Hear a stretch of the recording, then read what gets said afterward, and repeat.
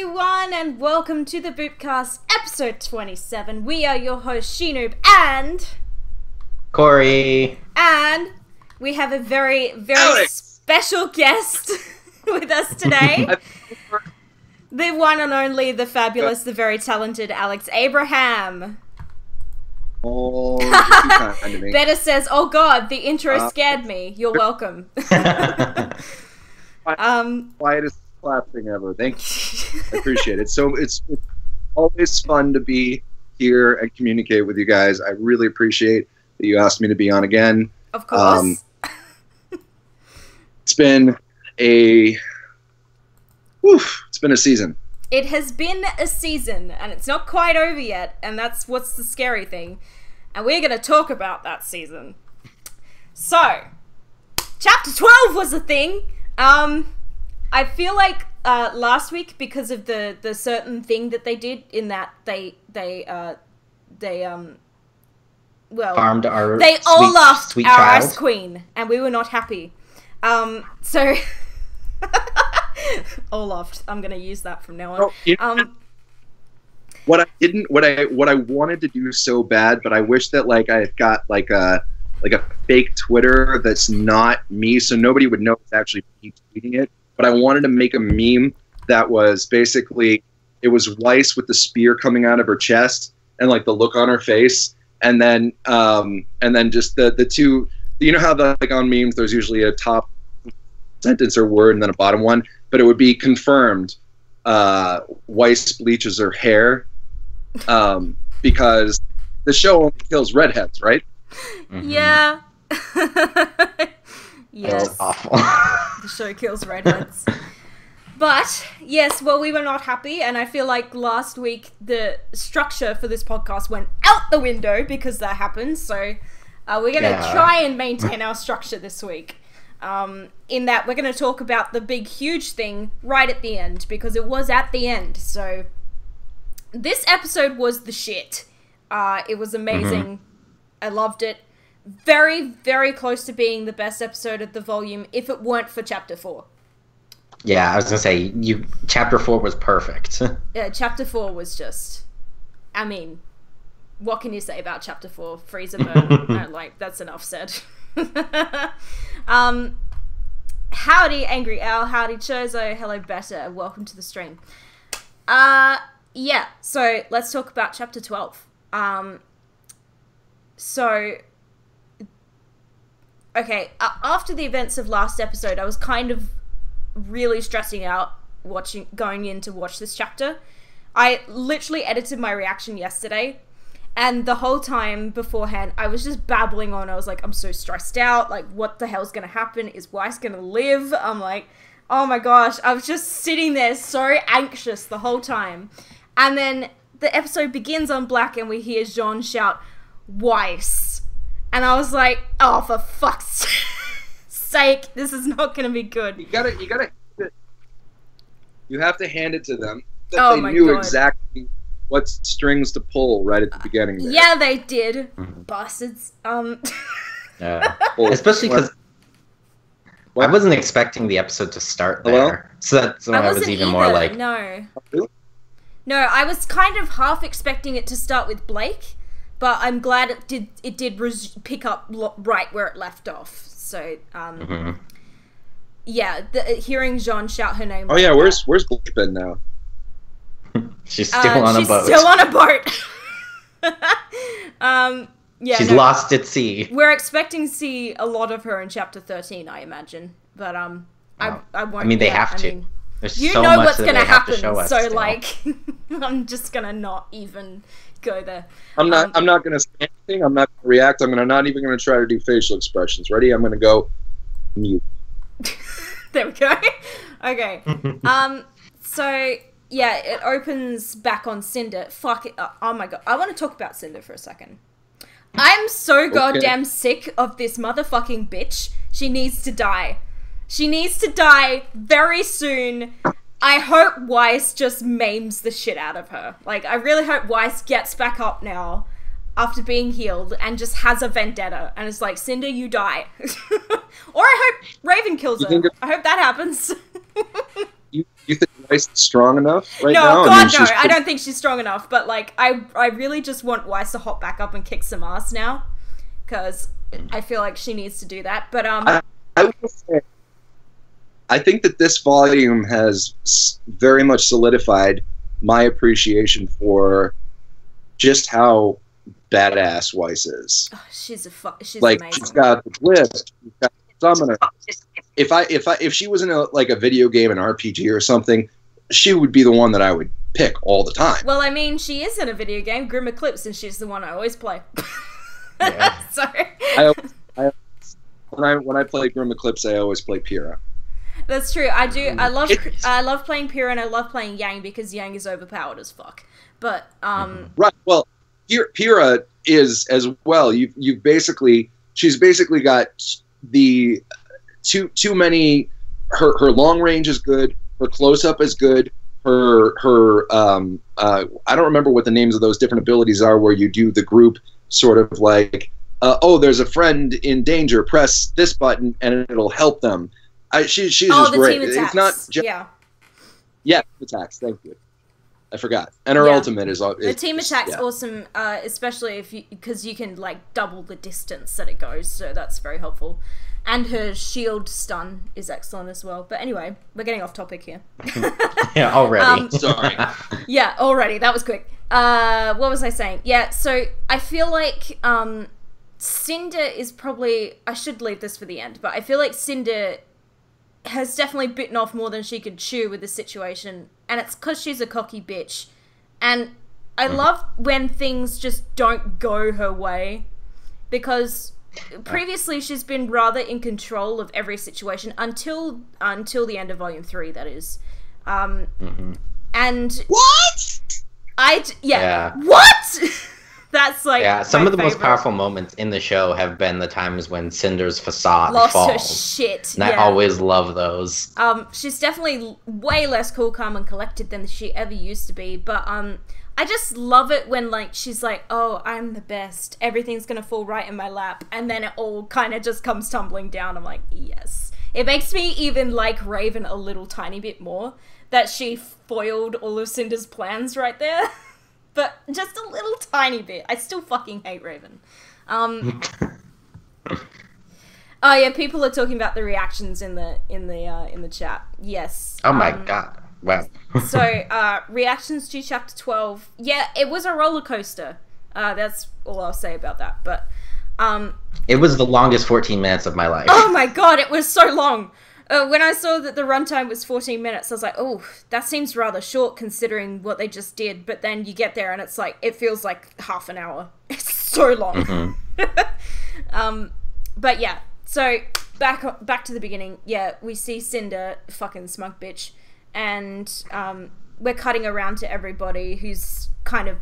Everybody's sort of like a stunned mullet when that happens. It really breaks up the energy of the room.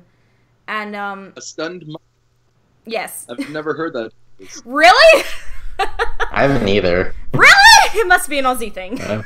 Probably. A mullet's a fish, so you know when you stun a fish, it kind of just sits there. I was thinking hairdo. I really thought. No. Me too. I thought mullet's a fish. Someone with the mullet swishes their head a little bit too quickly, and then they stun the person next to them by hitting them. Okay. But, it's feasible. Okay, I can forgive you because you weren't aware of what it was. That's really funny to me. Aussieisms, yay. So there's an animation. So Jean gets up finally and runs over to Weiss.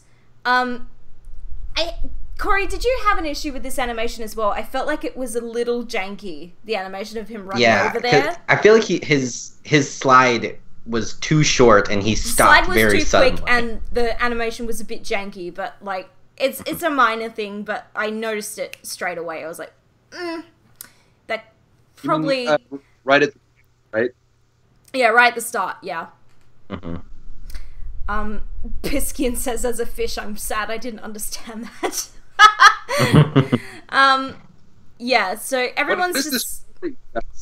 I don't see this chat that y'all see, but whatever. It's on the live stream link. Yeah. Oh, I can send you the pop-out link, actually. No, it's okay. It's okay. I don't want to keep pausing us. No, it's alright. There you go. Just so you can see the chat there. Yeah, so everyone's just kind of standing there stunned. And then Oscar's been really interesting to me lately, because he has been spending quite a bit of time with this group, getting to know them, kind of adopting their mentality of, I'm going to put others first and fight this impossible fight because I can and because I choose to, kind of thing. And that's what I love about Oscar, is that he's just been thrown into this situation with no choice whatsoever in the matter, but he's really embracing his responsibilities.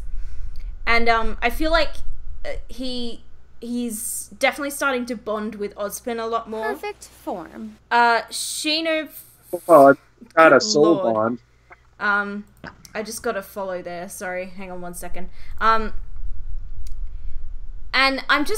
I'm loving Oscar at the moment. So he's just witnessed somebody he hasn't known for very long, but who he knows to be a good person, basically die in front of him, which is a harrowing thing for a 14-year-old kid to witness. And then he just kind of bitch slaps the fuck out of Leo and is like, okay, I'm gonna go help these people out because they need help right now. And in a magical staircase that Leo was able to fall one direction down. I was gonna say, yeah. I didn't want to be the one to bring that up because you know, somebody might be listening and being like, well, then you don't have to score that or something. But no. It was fun. I did find it a bit funny that, like, okay, interesting. 1 second, I'm just Cory, have you got notes for this episode? I forgot to ask you before. Yes, I do. Can you take over for a sec? I have to do something really quick. Okie dokie. Yeah, I found it was interesting that they kept the beginning of the episode kind of with all the stuff happening, that they kept focusing kind of on Oscar, but it kind of makes sense because, like, I mean, this is his first time in a fight in general, but, like, you know, he's also got all this responsibility as well, and he's now seeing, oh my god, this is what I'm putting myself into. And then, you know, he just deals with Lionheart like it's nothing, which I was like, you're supposed to be a capable huntsman, like, and yet a kid hit you in the face and you fell down the stairs 2 ways. I mean, Lionheart did mention previously that he's not the huntsman he used to be, but come on, man, seriously? Like, for a headmaster, he's kind of a fucking pushover. Yeah. But, I mean, he is the Cowardly Lion, so I'm like, yeah, it's more or less how I expected him to be, which is utterly useless. Well, there was a similar moment sort of in 11 where it was, you know, the whole showdown between Leo and Oscar / Oz. Actually, in that moment, it was just really Oscar. Perfect form. Where it's all Leo bashes Oscar with the old whoosh with the explodey thing. Sorry, these are scientific terms. And then Oscar, like, ascends the stairwell all majestically, and then they have this little fight, and then you think, oh wow, Oscar's a badass, yeah, woo, and then they stop for a moment, and then Leo just says, oh, you're not really Ozpin, and then for some reason Oscar's like, what do I do? And then Ozpin's like, fight, but they just did, and I don't know. So there's been a few interesting back and forth. Sorry, that's my good lord. It's my phone. I have my phone set to all R2D2 sounds because I'm a dork, which you all know the scientific definition. Perfect form. Can I just interrupt for 1 second? I guess the point that I'm just trying. Wade, if you're there and you see those accounts that are following, can you get rid of them, please? Sorry, we're just getting a couple of troll accounts following at the moment. Because they think it's hilarious. No, really? But really, they're giant losers, and everybody knows it. But anyway. Oh no. Yeah, I'm just trying to deal with it at the moment. But wait, if you can hear me, can you please deal with that? 1 second. Yeah, just keep talking, guys. I'll be done in a second. Okay. We've never had trolls before, so. Not on the podcast, anyway. Oh. Ah, well, trolls are people. Was that Mark who just followed on? Sorry. Yeah, that was Mark. Thank you, Mark, for the follow. Yeah, anyway. But yeah, I guess, I don't know. After that whole scene, everybody... You can go. Oh, no, sorry. All I wanted to say was that I just think that their back and forth these last 2 episodes has been interesting. It seems just like there's some hesitance on both of their part as to whether or not they think that they can battle the other one. That's all. That's all I was trying to say. Yeah. I mean, it is interesting. I was always excited to see when Oscar met Lionheart and how Lionheart would react to that. Didn't react the way I thought he would, because he was like, yes, my opportunity, I'll sell you to Cinder, or to Salem. And it was like, that is not what you should have thought. What did you think? Deseret Studio, thank you for the $1 tip there. That was awesome of you. Hang on, I've just got one more to get rid of and then it should be good. Whoops, sorry about that. That was stream feedback. Let's just get rid of these motherfuckers. But yeah, so after Lionheart falls down the stairs, he has a brief conversation with Hazel where it is revealed that, to Hazel that Oscar is Ozpin. And as we know from Volume 4, there's a history there. And yes, as we now see that it's a very bad history, because he proceeds to get very angry and tear off his clothes and then stab himself in the arms. Some people have already said that he's kind of like the Hulk in a way. I mean, it's a good comparison, I think, especially just because he's suddenly like... I suddenly have an idea for maybe a slightly more accurate comparison. Did you know that Bane, in the comic book series of Batman, would constantly be injecting himself with a fluid that allowed him to be stronger, but would also like stunt his health? So maybe in a way there's something there. Anyway, sorry. Go ahead. Yeah, and I don't know, it was very disturbing watching him stab himself with dust. Like, he stabbed himself with dust and then absorbed it. And although he did still have the thing sticking into him, but like suddenly he's got electric punches because he stabbed himself with electricity dust. And it's just like, what the hell is happening? But yeah. Yeah, exactly. And when their weapons go off, suddenly they've got elemental stuff like that. You know? I think it actually made perfect sense. Especially because I mean we had only seen him fight with his hands at that point, so I guess that is just how he fights. Yeah, but you know what the thing is that at one point we're going to find out that his fists are also guns. Oh, true.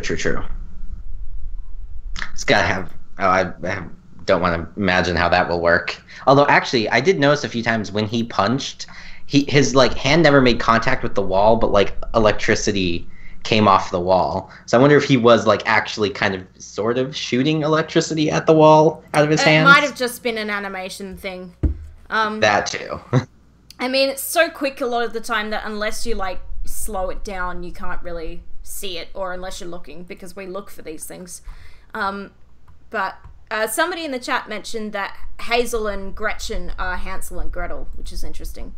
I was wondering about his sister's name, Gretchen, what the significance of that was. I saw some people, Piskin in the chat brought up that they could be Hansel and Gretel, but I kind of don't see how that would work as an analogy. I mean, because like there's a lot of different lore about Hansel and Gretel.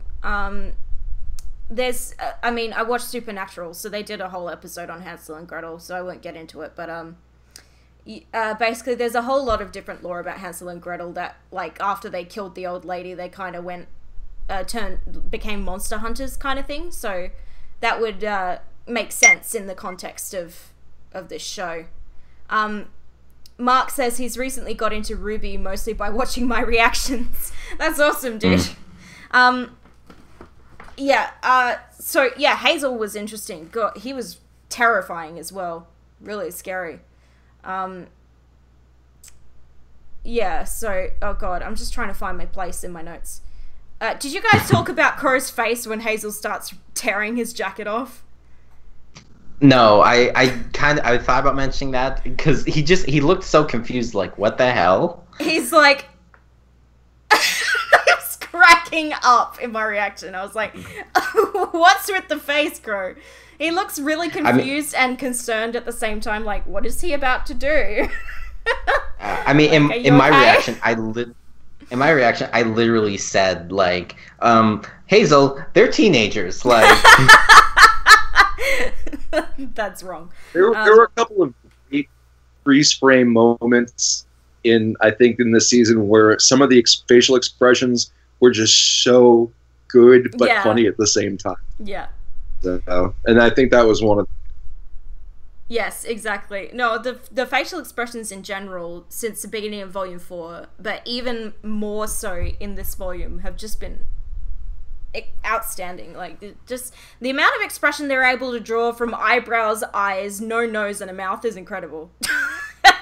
It's really incredible. Absolutely.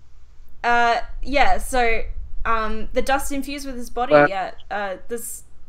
I mean, we heard about it in the World of Remnant on Dust, which was last volume. Yeah. Was that last volume? Or was it volume 3? No, I think it was volume 3. Was it 4? No, I don't think remember. It was volume. I cannot remember. Volume 4 was all about the different realms. Kingdoms, yeah. So it must have been 3 then. Dust was volume 2? Really? Wow. Yeah. They have them? Yeah. Do they have one? Yeah, they did. They started them in volume 2, yeah. They did. That was the first World of Remnant that I ever scored, I think. The Dust one. So, Dust one. And then that was when it was still Cortana, and we didn't know it was Salem. Cortana. Yeah, oh gosh. Jen Taylor. Yeah. I always go to call her Jen Brown, but I'm like, no, that's Pyrrha. It's too many Jens. I can't keep track. Yeah, so... and another thing that I noticed when I saw Crow here, and then shortly afterwards when Raven comes up and Cinder says Ozpin is here, I was like, when did Raven and Crow stop fighting? I thought that too, because I was... Yeah, but that whole thing was so confusing. There were just too many people to show. Because the last time we saw them, before they vanished, they were fighting. And then we get to this episode, and suddenly they're on opposite sides of the room and not fighting anymore. I was like, what happened? Did I miss something? But I've noticed that throughout the volume, there has been some issues with characters teleporting all over the place. And I noticed it last episode as well when Jean... takes that chip out of Cinder's face mask thingy and then falls behind her. In the very next shot that we see them, he's now over here and she's where he just was. I'm like, yeah, he just teleported, and it's happened a few he times fell behind her and then suddenly like 6 feet he was in front of her. Yeah. And I noticed it here again. I was like, okay, they've just teleported across the room when they were fighting 10 seconds ago, but you know, whatevs. So the statue, I wanted to talk about that statue because obviously it's significant. Do we think it's a statue of the Spring Maiden, or is it of something else entirely? I said this in my reaction to Chapter 11. When I saw it, I was like, ooh, is that the Spring Maiden? Or is that supposed to be the Spring Maiden or something? Mm. And for it to be the door to the vault makes me be a little bit more like, maybe it is then. Maybe it is. Because I thought it was Maiden, just a statue at the time. Mm. Yeah, I'm thinking it's supposed to resemble the Spring Maiden. It would make the most sense. I don't see what else it could be resembling. I mean, we know that there's multiple religions on Remnant, and that there are multiple gods and goddesses, but I don't see why Haven Academy would have a statue of a deity. It's not a church, it's a Huntsman Academy, so yeah, the Spring Maiden would make the most sense. Yeah, especially because like Beacon also had their statue out front of theirs with the, the Huntsman and the Huntress on top of the Beowulf. So it's like maybe these are just like kind of supposed to be significant huntsman figures, people kind of thing, and this one was just one who happened to maybe also be the Spring Maiden. Don't know. Pisky and Waterbender says the Knuckler V fight from last volume apparently had 100 or so instances of teleporting. I noticed maybe 2 or 3. Nowhere near I didn't think 100. it was that bad. It wasn't that bad, and I didn't notice it the first time I saw it. To be fair, the first time I saw it was live at RTX Sydney. I wasn't noticing much, so yeah, I think I had a few more viewings after that when I came home, but I didn't notice it as much as I've been noticing it this volume. Yeah, there's definitely some teleporting issues. A couple feet and position changes, yeah, and when they change the camera, the characters are positioned differently to how they were in the very last shot, so yeah, it's a bit of a problem, but it kind of disturbs the immersion a little bit when 1 second a character's here and suddenly they're over there, and I'm like, hang on, since when did everybody gain the ability to teleport? But Magan Hill teleports.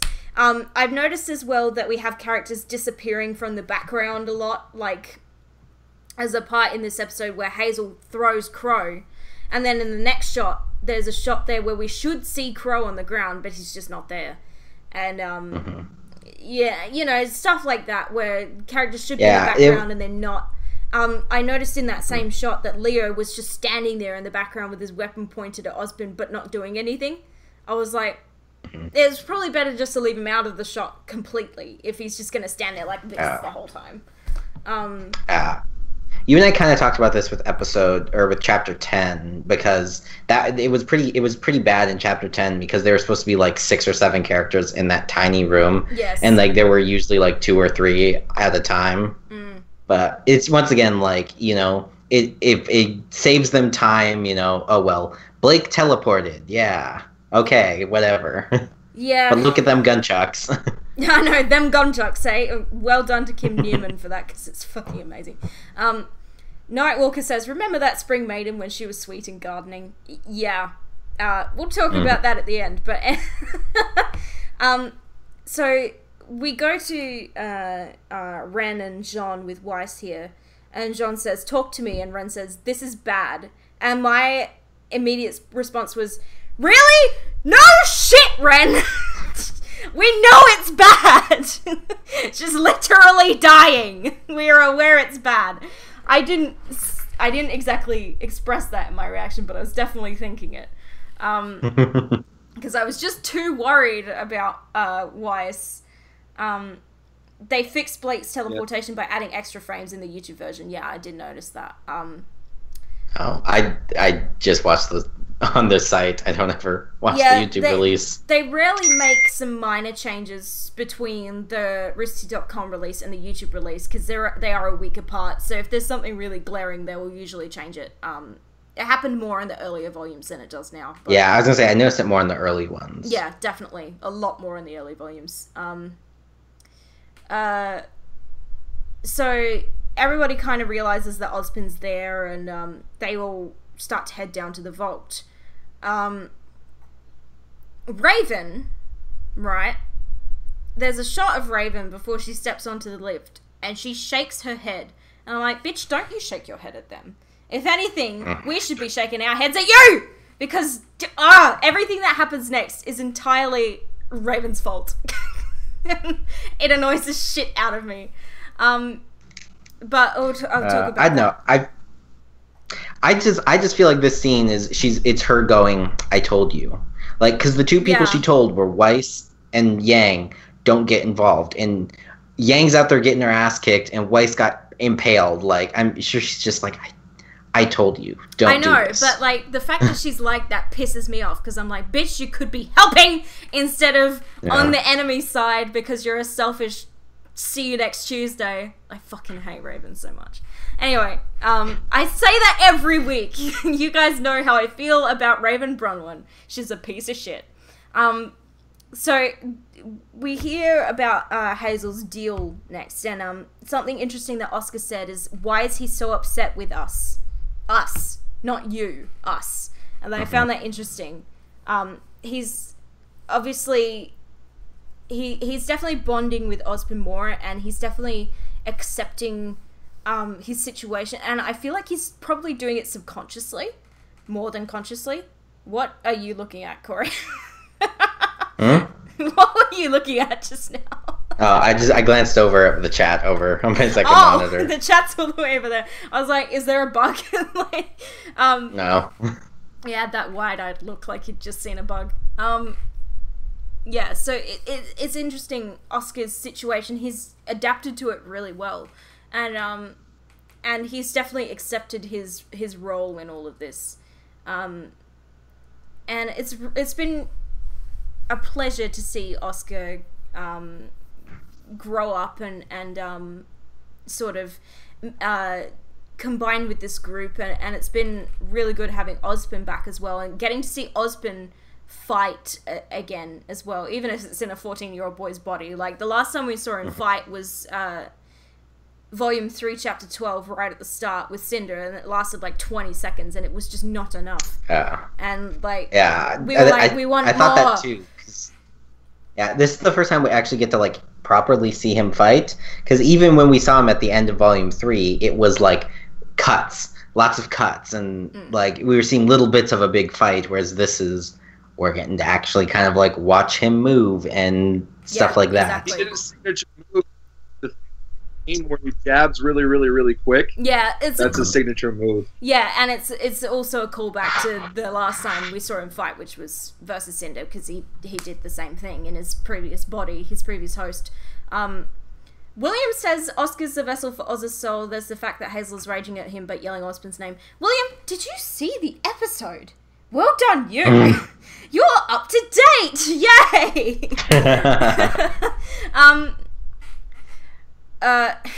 Who the fuck? Okay, hang on. I'll deal with him. I got it. Okay. Yeah, I'm just gonna time him out for 1 second. Yeah, so Ozpin's like, yes, my back and knees don't pop anymore. Trolls in chat. Oh my gosh, this week's bad for freaking trolls, and I know. I don't understand why. We've never had this before. We literally have never had this problem. It's just a bit strange. You know, I'm just gonna ban him because I can't even be bothered dealing with it. Okay, fine. Yeah. So have fun being followed, but not being able to do anything. That's 3 users I banned today now. Goodness gracious, it's gonna be one of those days, is it? Yeah, okay, so Hazel's backstory, yeah, Piskin, I want to talk about that. I feel like his deal is just a little bit disappointing. Just, like, I was expecting something more than, his sister enrolled in an academy and died tragically on a mission. Like, shit happens. But, like, the fact that that's his deal kind of disappoints me a little bit, just because I was hoping his character would be a little more interesting than that. Yeah. Yes, but I was so fast. How could possibly Ozpin tell any more of that backstory when they're in the middle of a fight? Oh no, that's not what I mean. What I mean is the fact that that is his big problem is disappointing. Yeah, because I felt like it would be something a little more than that. Nuanced. Yeah, a little more. But the fact that it's such a simple thing of like his sister died and he holds Ozpin responsible was kind of like, bleh. I mean, it came off a little cliche, yeah, and obviously Ozpin isn't telling the full story because he doesn't have the time. But so it may be that something more happened than what he got the time to explain there. But it's another case of like, I got a flashback to Guardians of the Galaxy, and I fucking hate that film. And the big like blue dude, his daughter got killed or some shit, and that was his beef with the enemies. And I'm like, oh my god, it's a story that we've seen and heard a million times over. To be fair, it's a legitimate Galaxy? one. I hate that You film. just Guardians of the Galaxy. I hate You've got it. some. Everybody knows I hate that film. I've said it before several times, but yeah, I really do not like that film. And I have not seen the second one. And I will not see the second one. Yeah, or is it like what everyone's theorizing with Summer and Ozpin got her killed? I highly doubt that Ozpin got her killed. I think it's just a case of, you know, something went wrong, there was some kind of accident, and she just lost her life, which, you know, sucks, and I can understand why Hazel's upset. But at the same time, I think I said in my reaction, I'm like, well, that's not Ozpin's fault. Like, shit happens. I mean, it's a Huntsman Academy. They're fighting Grimm. It's not safe work. Of course, some people, sometimes things are going to go wrong. Like, I'm surprised more students don't lose their lives while training at the academies. Hi, Arnold! Murder birds will show up in chat and went, Alex! Hey, Arnold! I know that guy. Yeah. Good morning. RTX Hello. concert. Yeah, so, I mean, one thing I found interesting about what Ozpin says about Hazel is that he's wounded in a way that cannot be healed. And I'm wondering the exact meaning behind that. Because the best thing I could come up with for that was that, especially because of the nature of, like, just why he's so upset by this whole event, is I'm like, he has to mean something like psychologically, right? Yes.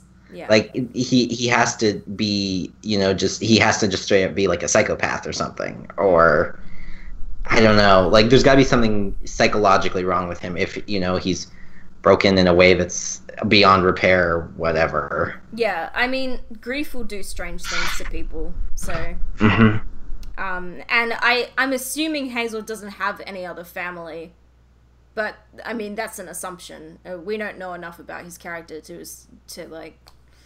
I mean, I'm pretty sure his parents are not around, let's put it that way.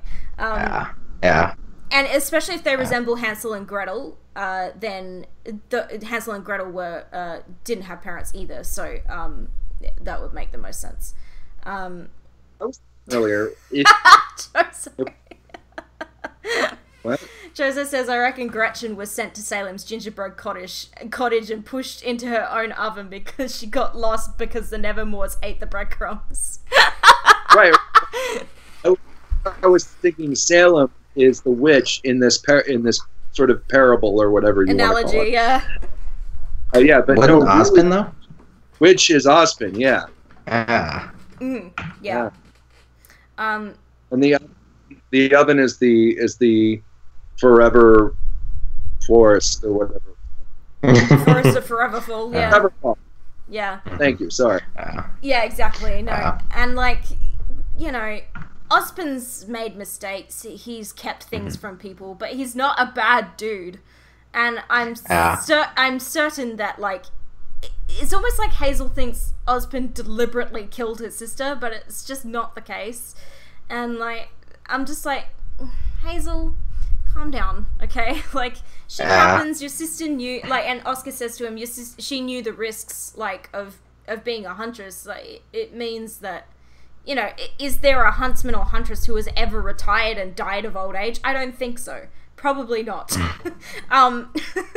Likely not. So, you know, they know the risks when they go to the academies, and they know that it's going to be a dangerous life. And, like, yeah, she was probably only 17 when she went, but, you know, it's old enough to make her own decisions, and it's old enough to know, like, all of Team RWBY went, you know, for their various reasons, knowing that they could lose their lives at any time.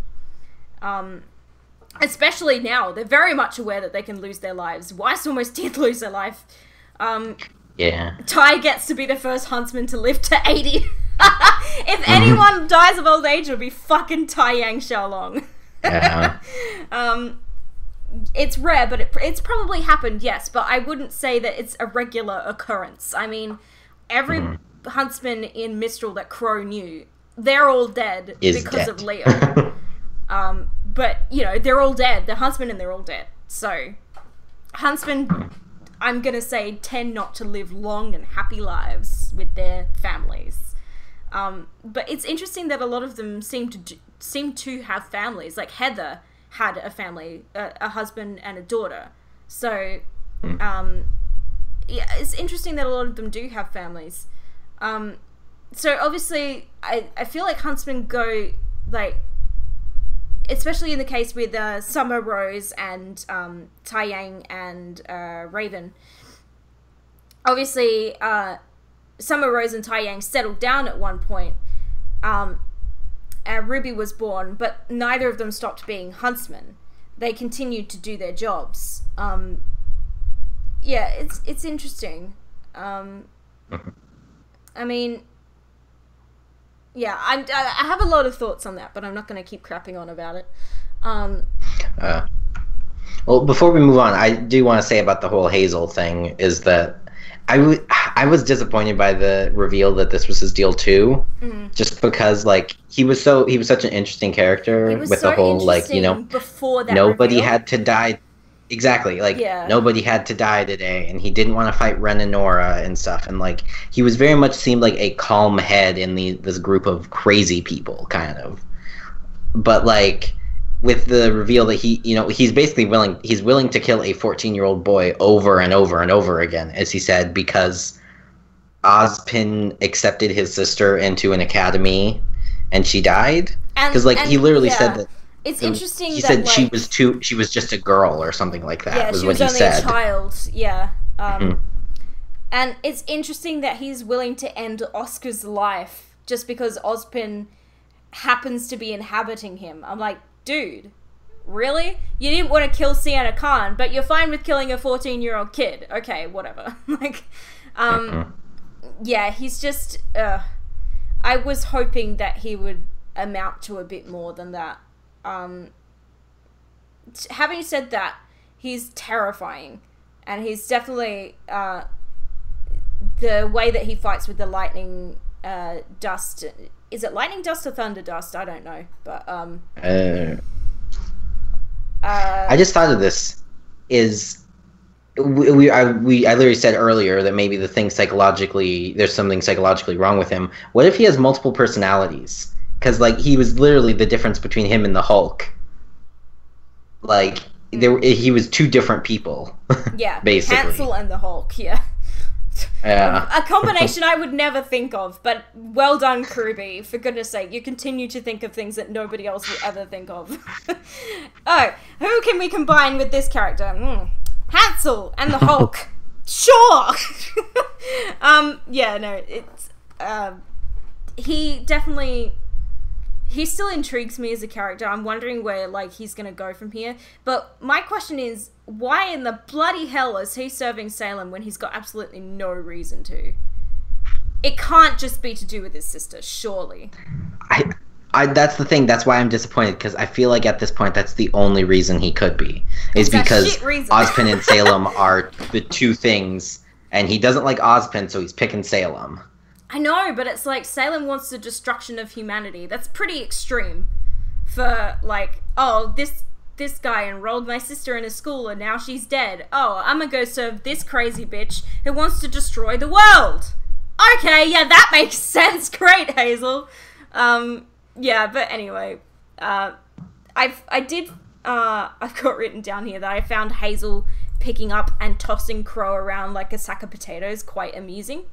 Because Crow is kind of like this badass, untouchable entity to us, even though he did almost die last volume, but we're pretending that didn't happen.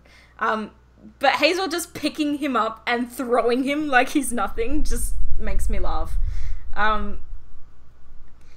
So there's another bit here where we go back to Ren, Jean, and Weiss, and Miles's voice acting. Actually, one thing that happened before that Oh, yeah? was Ozpin stole control of Oscar's body. Yes, he did. That's right.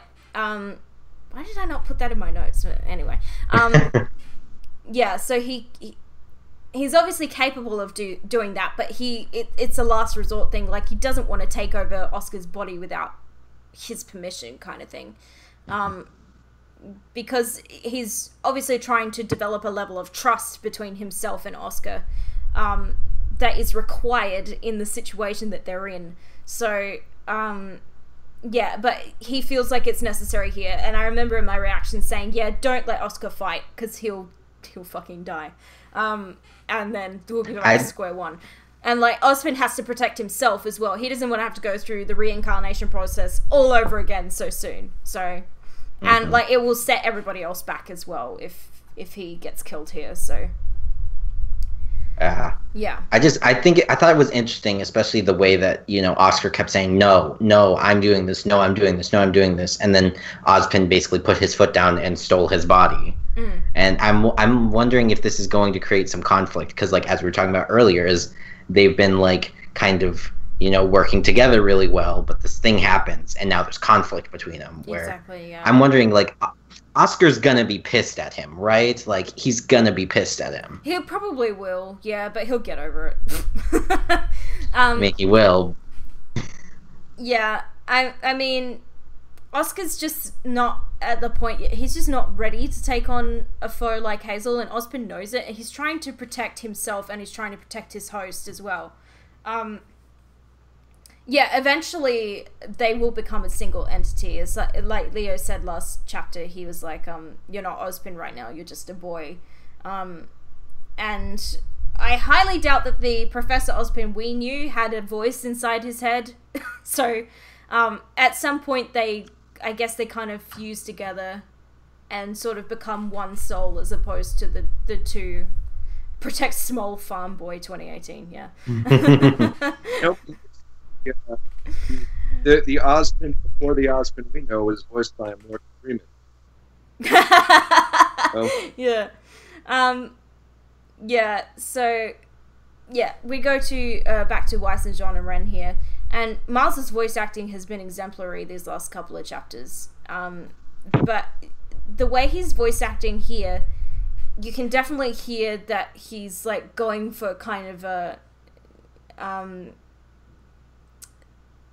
I want to say a crying sound, for want of a better word, but they chose not to animate Jean crying in the scene, and it felt weird. Especially considering how much crying he did last chapter. And then his voice sounds like he should be crying, but they chose not to animate it that way, and it felt very strange to me when I was watching it. I was like, I can hear in his voice that he's choking up, but there's no tears coming out of his eyes, and it just feels bizarre. Again, it's a small thing, but I noticed it, and it bothered me. I was like, I don't know why they chose to do it that way, because this is definitely a situation that warrants tears, I feel like. Like, Weiss is dying in front of him, and he's like, there's nothing I can do. And you can hear it in his voice, but it's not showing, like, on his face, which is just odd to me. But anyway, we need to talk about what he does, because we all knew this was coming. I felt like this was pretty obvious that this was going to happen this way, but the way it happened wasn't quite how I expected. Everybody was saying, oh, Jean's going to heal Weiss, you know, he's going to just, like, heal her, but it's interesting the way his semblance seems to work, is that he's not directly healing her wounds as much as he's restoring her aura with his own, and her aura is what's healing her, not him. So, and I noticed, I went back and watched a couple times, I noticed, when the aura kind of creeps up her body, it's white, which is the color of Jean's aura. So either he's restoring her aura, or he's extending his own. I think it's probably more likely that he's extending his own, because I feel like if he was restoring hers, it would be the light blue color of her own aura. So yeah, it seems like he's extending his aura in order to use it to heal her wounds, because we know that he has a lot of aura. Pyrrha said so way back when, and when his aura was first activated, it healed that cut on his cheek like 2 seconds flat. So it makes sense that this is how his semblance would work. It is taking some time, which is realistic because, you know, it's a mortal wound that she's suffered, so it's going to take time for him to heal that. So, yeah, I feel like he is safe from running out, but I'm wondering what his state is going to be like when he's finished this process. Because right now he seems okay, but I wonder if it's going to weaken him or wear him out, or, like, how does this work is the basic question I have right now. I mean, we haven't seen it before, obviously, so... I want to point out one tiny bit of animation that I found really good in this scene was that when the aura creeps up Weiss and then she gasps, Ren lets go of her wrist in surprise in the very, like, top right-hand corner of the shot. Which I felt like was a really nice little realistic touch there. It was like he was startled by her gasping and he just kind of let go of her, like, ooh, she's alive! Or zombie. Zombie. What the... I've just got written in my notes, shut up, Cinder. Oh, it's when they're in the elevator going down to the vault. Yeah, next is elevator. She's all like, oh... aren't you excited? Oh, this is such a happy time. And, like, in my reaction, I was just like, shut up, Cinder. Stop talking. I personally thought that was some of the best writing and voice acting that character has ever had. Yeah. Was that moment where she's just so smug. Just completely smug. Like, and her smugness so far has generally just been sort of like, oh, I'm the next fall maiden. I've got all the power. Oh, look Adam, you're gonna look at me. But this time it was just like, she was almost like pretending to roll her eyes. How honored Vernal should be, or whatever. I actually thought that moment was really, really well performed and well written. So that's just yeah. I loved I loved Cinder's. Yeah, I loved all of Cinder's like voice acting and writing in this episode. Like it felt, you know, like you really hated her, but that made me like it so much because I'm just like, yeah, I hate you. You just love to hate Cinder. Yeah, it's been giving her a little bit more dimension. Yes, and I think that I like it. That's all. Unicorn says, Alex, you mean her eye, singular. She's only got one. Yeah, Cinder is just so smug here, and it's... I just love that this is probably when she's at her smuggest, and it all just comes crashing down on her. She thinks, oh, I'm so clever. We're gonna get down to this vault. I'm gonna kill the fuck out of Vernal. It's all gonna go my way. And then Raven's like, actually, bitch, trap card. And I love that. I'm like, I just love it when Cinder gets her stupid little plans thrown straight back in her face. It makes me very happy. But yeah, this scene, and the line that Cinder had last chapter, who are you again, is my favourite thing Cinder's ever said, because it was the perfect thing for her to say in that moment. We were all like waiting with bated breath, like John's getting upset, like what is she going to say, what's her response going to be, and then who are you again? And I was like, oh my gosh, you bitch. I loved Arnold's reaction to that when he just went, you fucking bitch. Yeah, his reaction or no, was you're priceless. such a bitch. That's what he said. You're such a bitch. Yeah, he hates Cinder. My God, he hates Cinder as much as I hate Raven. No, but that just means. Okay. Yeah. He really does not like Cinder. Oh my God, young bro, that is a really good comparison. I didn't even think about. What's that?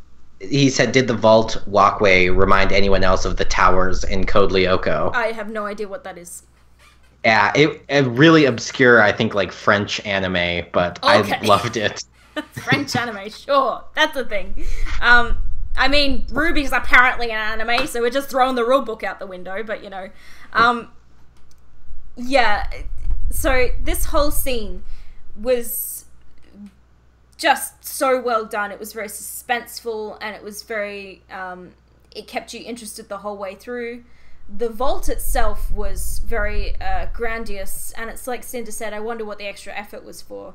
And like, there's a fucking tree in the vault that spouts magical golden flowers that disappear. And I'm just like, what's up with the tree? The thing I noticed about the tree was that it bloomed in the presence of the Spring Maiden. Yes. Like, all of its leaves were just, or all of its flowers were, just buds, and then Vernal got too close and they bloomed. Yeah, Vernal did. Vernal. Yeah, so Code Lyoko is definitely obscure, William. Never heard of it. Yeah, Andrew threw that out before. Yeah, I did miss that. But, yeah, so it blooms in the presence of the Spring Maiden, and I feel like it's definite symbolism to the Tree of Knowledge, because we know that the relic is a relic of knowledge, so that would make sense. But, looking back on this scene, knowing now what we know is a very interesting experience, because I was looking for a lot of signs to do with Raven here, and I noticed one very interesting thing. When they're walking on the path towards the vault, and it lights up because the Spring Maiden is on it, I noticed Raven was standing on it there, but in the next few shots she's walking next to it, not actually standing on it, which is interesting. Yeah, no, he was lurking before, but I'm not sure if he's here now. Yeah. Oh yeah, because early 2000s is so old. I was born before then. Thank you very much. What was I going to say? Yeah, I was looking for, like, signs to do with Raven, and, like, the fact that she puts her helmet on before walking into the vault, because she's like, she knows what's about to happen here, or what she thinks is about to happen here. I will fight you, unicorn. Don't tempt me.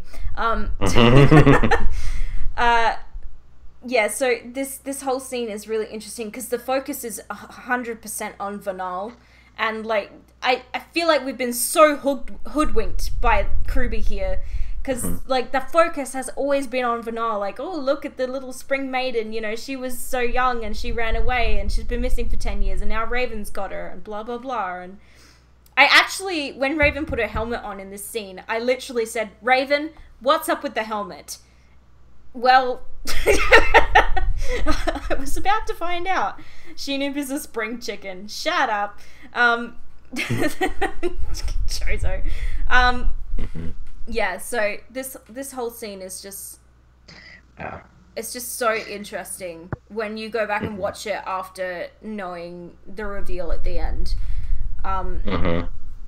It's such a wonderful scene to rewatch. With the fresh information in mind, and in fact, like almost every scene containing Raven now is so interesting to rewatch because you're just looking for things that you just didn't know were there before. The only thing that had me confused is, I was thinking about this earlier. I went back and rewatched that part in chapter 4 where the lightning comes down to stop the freezer burn fight. And like it seemed very obvious that Vernal did that. But if that was indeed the Spring Maiden doing that, that would have been Raven. But Raven didn't have her mask on at the time. And so I'm like, and granted, there was like several seconds between when it happened and when they showed us Raven again. But it was still kind of a thing where it was like, did Raven do that, or is that a weird thing that Vernal can just do? Like, is Vernal's semblance like little lightning? Two things to do with that. One thing is, we saw Amber use her powers without the eye thingy going on. Second thing is, if you look at that shot very closely when it cuts back to Raven and Vernal, Raven's hand moves ever so slightly. At the very start of the shot, it's like she had her hand up and she's moving it back.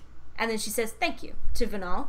It's so subtle that you miss it if you're not looking for it. But, yeah, no, definitely Raven, and I think it's just a case of, like, you said something the other day that made me laugh. You were like, is Cinder so extra that she has to flare up her eyes every time she uses a power? I think that's actually just the case. Cinder is that fucking extra. Yeah. And it would not surprise me. But yeah, we saw Amber use her full maiden powers without flaring her eyes up. So it's definitely, I don't know what's up with the eye thingy. Whether it's just emotional based or whether it's when they're using a certain amount of power, the eyes do the thing. But then Raven at the end flares up her eyes without using the powers. So I'm thinking it's an emotional based sort of thing, or something that they can even like trigger themselves. I'm not sure why that would be a thing, but yeah, I don't know. But all of those Raven scenes are just so interesting to watch now, and like the helmet makes sense now because of course she would wear it so they wouldn't be able to see her eyes, and like just suddenly Raven makes so much sense, and I don't like it.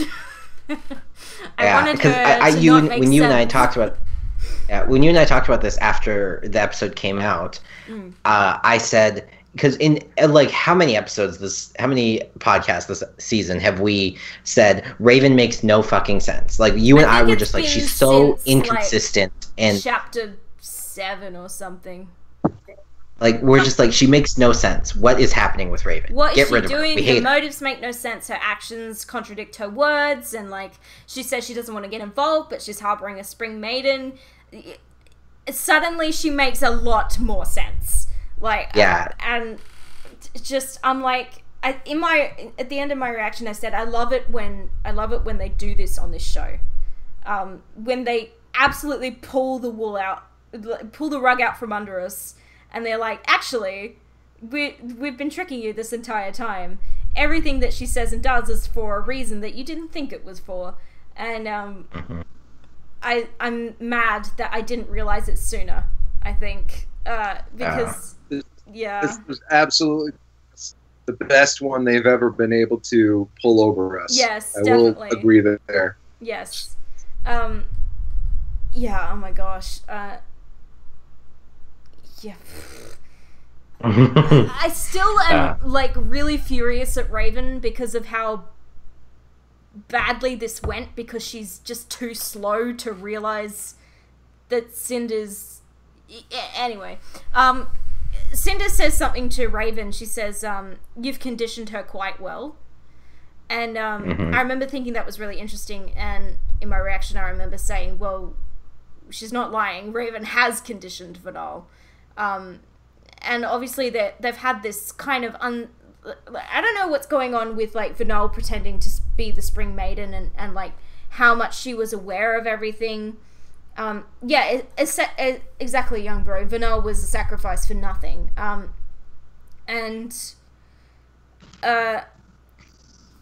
find it so annoying that like they get to the end there and Raven was just too slow to react, and Vidal died because of it. I'm like, really, Raven? You didn't see that coming? Because I saw it coming 4 episodes ago. But I mean, obviously she saw it coming. But when it came to the moment, she just let Cinder get the advantage on her, and I'm like, you're just too slow. But Vidal is somebody that Raven obviously cared about. You know, she screams her name and she's like trying to warn her, and then later she seems to be visibly distraught at the fact that Vidal's dead. But because the way she yelled Vernal was so different than everything else she's voice acted. Yeah, exactly.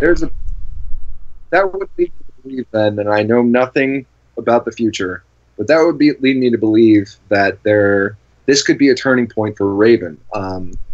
Up until now, she's very, like you said, contradictory, wishy-washy. Can't make a decision that isn't anything that is just purely visibly beneficial to her and herself. Mm-hmm.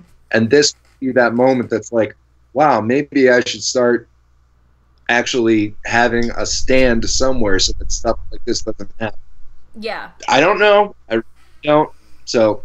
Yeah, no, Alex, he's not gonna, yeah, exactly. No, I feel the same way about it. I'm like, this definitely could have the potential to be a turning point for her, but her character makes me question whether that's actually gonna happen, because she's a selfish bitch.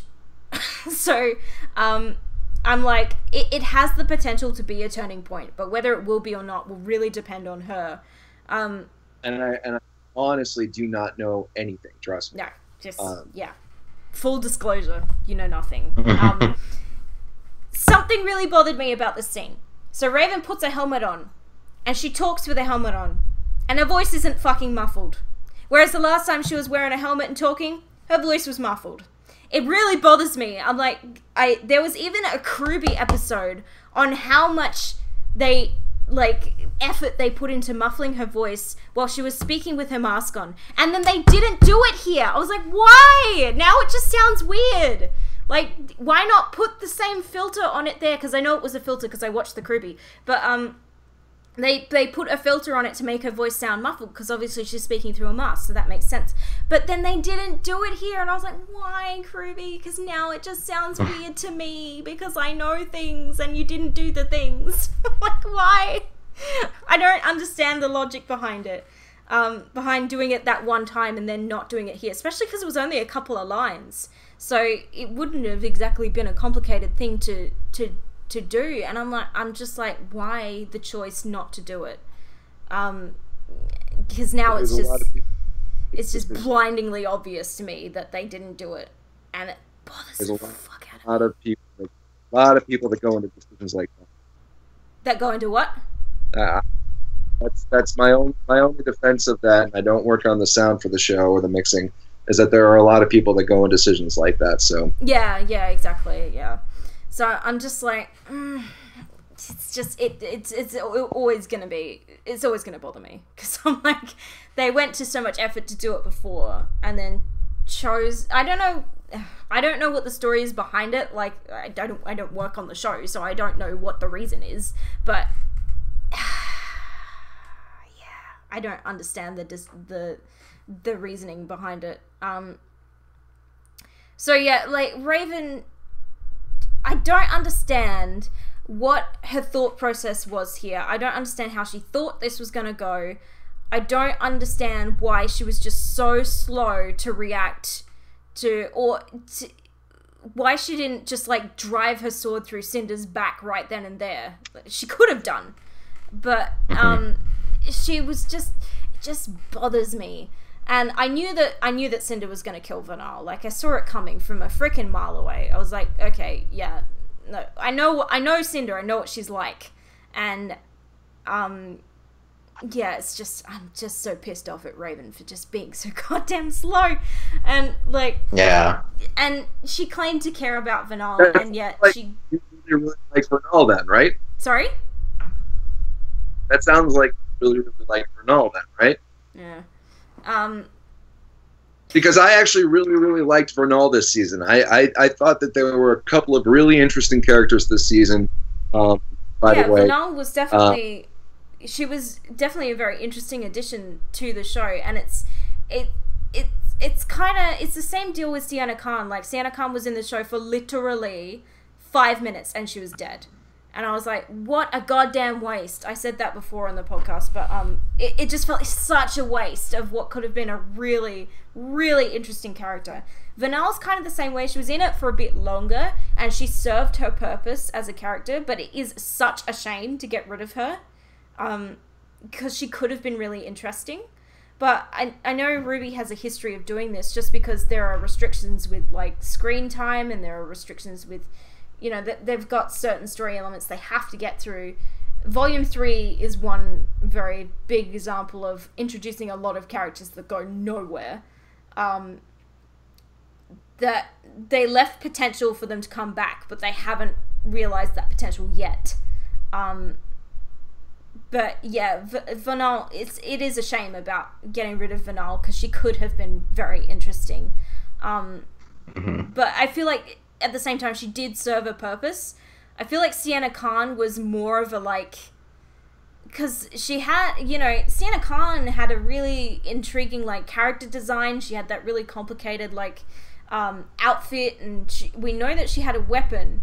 And she was just gone in 5 minutes. And I was like, that is just a lot of wasted effort on a character that was in the show for 2 seconds.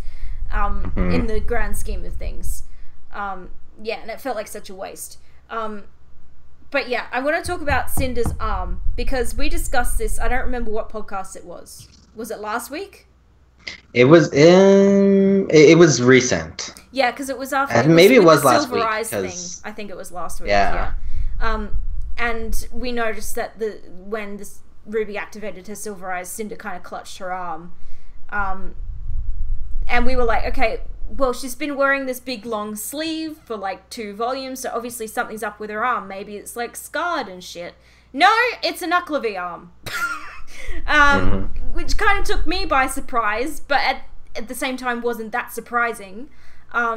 I wasn't surprised at all. I was kind of like, yep, and there's her Grim arm. Yeah, my face when I saw that, my reaction was priceless. I looked disgusted. I was like, oh, like, because it did take me by surprise, but then logically I'm like, well, that makes a lot of sense. But it was just kind of really jarring to see that arm coming out from a person, and Cinder, no less. It just made her a lot scarier. And I did find it interesting that it does very much resemble a Knucklevi's arm, but the Knucklevi arms have two little prongy thingies on the end, whereas this one was a proper hand with 4 fingers and a thumb. And if you look at the concept art in the credits of the episode as well, you can see the whole like design for it. It's a hand shape. So obviously this has been manufactured for Cinder. And I'm feeling like that's probably what is doing. And I mentioned this in my reaction as well. I'm wondering if it's going to be the same sort of deal with Tyrion's tail. Now, and I feel like we've talked about this before, but it was a long time ago. We did. We talked about this, I think, with Dawn. Yeah. But ages ago. My God. Yeah. I at the time I had the idea that there would be, the like Frankenstein. They'd Frankenstein him a new tail. Yeah. But I just think that because of all the information we've gotten about Watts this season, and that like he works with machines and blah blah blah, and then the fact that Salem asked him to deal with Tyrion's new tail, that I feel like he might be getting a robot one, but now we also see that, hey, maybe she can bestow upon him a grim scorpion tail. Yeah, so Who knows? My big question is, was this Knucklevi arm thingy for Cinder Watts is doing? Is my question. Is this what he does? Like, because it would make sense in from a sort of Frankenstein perspective. And also, disgraced Elysian scientist, like we know the story of Dr. Merlot and how he was disgraced, and exactly. This would be similar. Yeah, it fits with like the sort of Dr. Merlot was disgraced because he was experimenting on Grimm, so it's a very similar kind of situation. So another thing that was confirmed here that we were talking about is that Cinder definitely wants all 4 of the Maiden's power for herself, which is obviously the power that Salem has been promising her. Because, she stuffs her grim arm in Vernal and she says, you're not worthy of such power, but I am, so I'll take what's mine. I have a lot of questions about this. I'm like, can one person harbour all 4 Maiden's power? And if so, what does that mean? Like, what does that person become? Didn't the original wizard have the power of all 4 maidens? I mean, he did, technically. I feel like it's kind of different, though, because the purpose of the maidens is that no maiden hangs on to the power forever, and, like, they pass from host to host as maidens die, and I'm just wondering, if Cinder did get all 4 maidens' power, what would that do to her? Like, what would she become? Would she be like a god? Or like, would she be kind of on par with the wizard? Or would she be more powerful than Osmond, considering he doesn't have that power anymore because he gave it to the maidens? But somehow I don't think we're going to find out, because Cinder has to get through Raven to get the Spring Maiden's power, and that's just not going to happen. Because Raven's going to kick her fucking ass. She's only got 1 arm, for God's sake. I'm hoping against hope that we have a Spring and Fall Maiden showdown next week, because I want to see Raven kick the fucking shit out of Cinder. I need to see somebody kick the shit out of Cinder. For goodness sake, she's just so untouchable at this point. I want someone to fuck her up. And I hope it's Raven, because I know that Raven's capable, because, you know, we haven't seen much of Raven in action, but, you know, Leo's said that Raven and Crow are evenly matched, and we know how awesome Crow is. And especially if Raven's a Spring Maiden, I mean, like, that just throws a whole nother keg of fish in the situation. So I want to see Raven kick Cinder's ass. I need that in my life. And it will, like, make me like her a bit more. Yeah. No, I was just about to say, do we really want to see, though, a kind of not nice character be the one to take down the bad character? Yes. At this point, I will be happy if anybody takes Cinder down. But I feel like Cinder's in very immediate danger, and she knows it. So I feel like either she's gonna fight, lose, and run, or she's just gonna run and not even, like, get into it. And I'll be disappointed if that happens, because I really want a maiden showdown, like, really badly. I just need to say, my friend just texted me, man, can you guys kill off Cinder to make this girl happy? Please? For me? Yes, for you. Yeah, so, I mean, God, this volume has thrown so many curveballs at us. Like, from the end of chapter 2, like, Raven kidnapping Weiss, huge curveball, and kind of set the scene for the entire volume as well. This Spring Maiden thing, massive curveball. Even, like, little things like Raven saying she wants Crow dead. And I've got that written down here, actually. Her saying, once she has the relic, Crow's going to become a problem. What she really meant was that once my brother knows I'm the Spring Maiden, he's going to be a fucking problem. Everything makes so much sense now. I love it.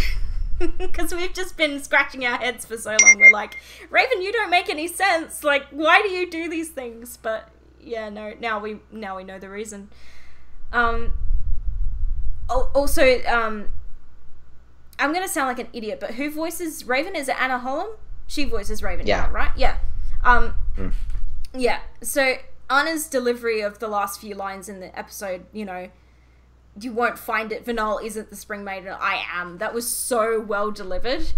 And I remember watching it like, excuse me. Yeah, Anna Holland. Thank you, young bro. I mean, I can't believe that there's only 2 chapters left. And at the same time, I can't believe there's 2 chapters left. Like, the volume should be over, but it's not. There's still so much more that we're gonna get to see, and, like, there's so much more to work through. Yeah, I'm gonna need Raven to kick Cinder's ass. I need that maiden showdown.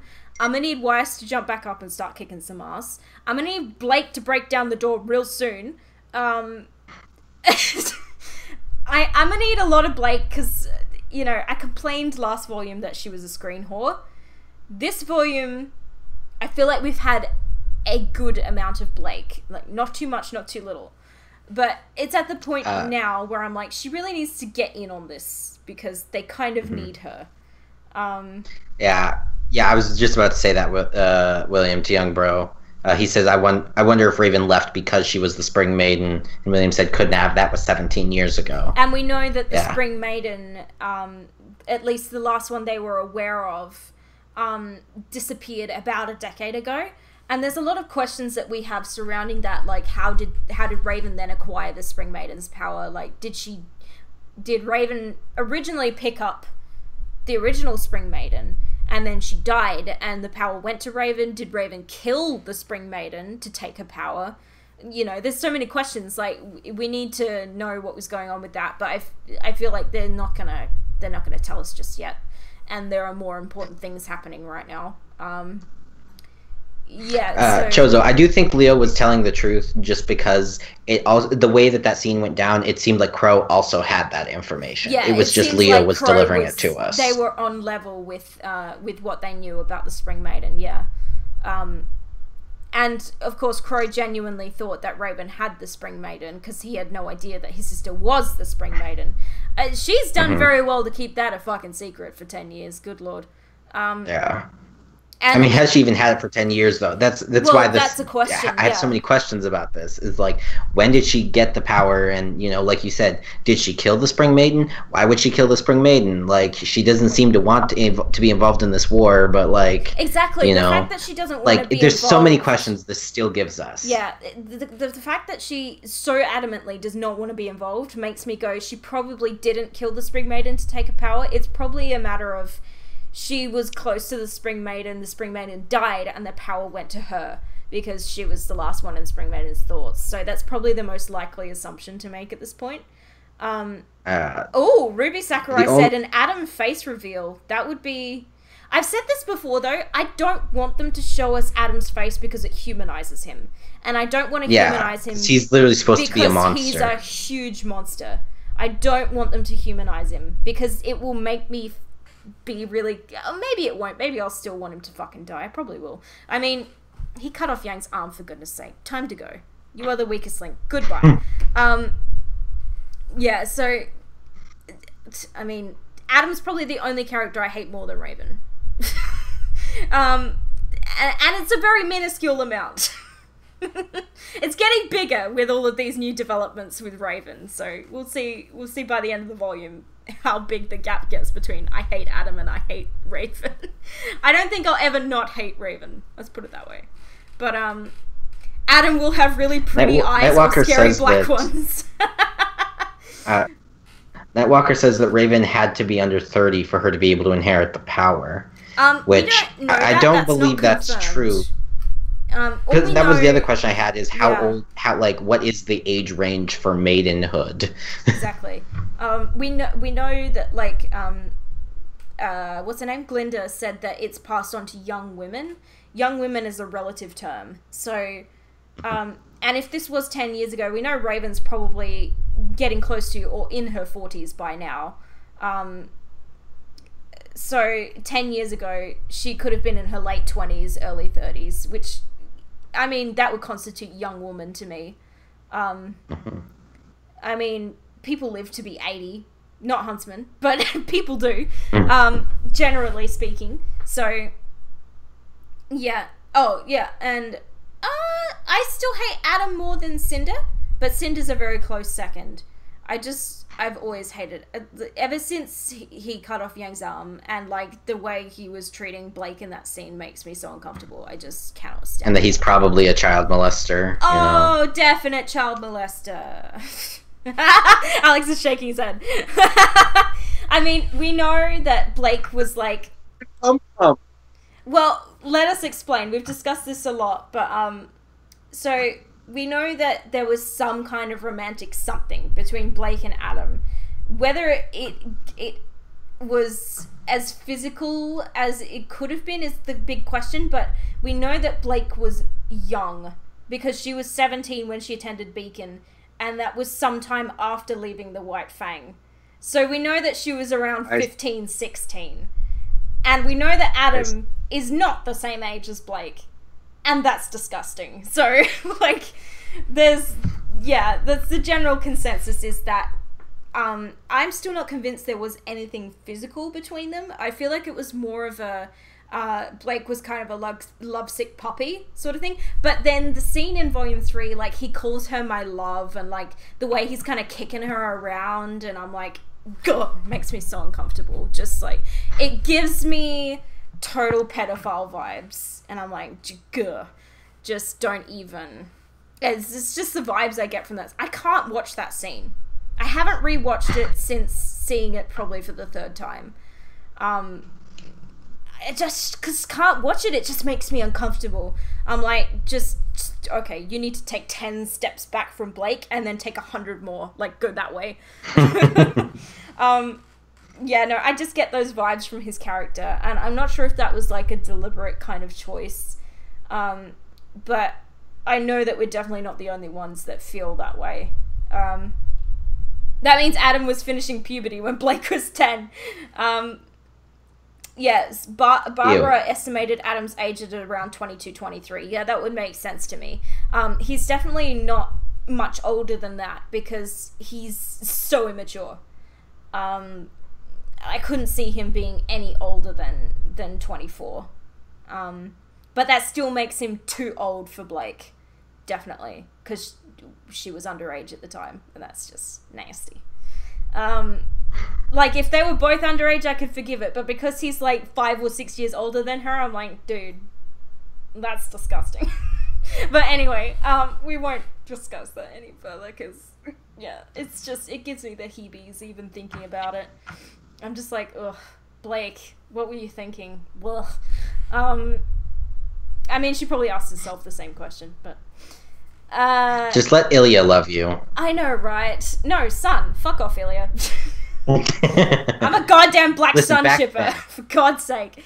I don't ship much. I ship Renora, because, I mean, that's basically canon by now. I ship Black Sun, because that's less canon than Renora, but, you know, I just love Sun. He's such a cutie. And I shipped Arcos until he sank it. Yeah, exactly. I mean, and that was canon as well. So, like, I'm only going to ship shit if it's canon. I would even argue that, like, Bumblebee is being hinted at more and more, but while Sun lives, Bumblebee has no hope, is how I feel about it. And neither does, Cat Million, which is, Ilya and Blake. Cause, I don't like Ilya's chances What are they of survival. called? Cat Million. Cat Million. What's the ship? Say it again. Cat Million. Because, you know, Blake's a Oh. cat, Ilya's a chameleon. Cat Million. Like, It's so stupid, Yeah. I hate it. I heard another name for it, but that was even worse, so I'm not going to use that one. Oh. Oh no. Stop with the Lancaster shipping. No. If anything, I would argue that Jean and Weiss is closer to being canon than Ruby and Jean will ever be. But What? I still don't think either one is going to go that way. was the other one as bad as Catmouflage? I couldn't even say it was straight. I'm Piskian sorry. in the chat just said Camo Cat. Camo Cat's kind of cute. There you go. Yeah, honestly, there's so many ship names.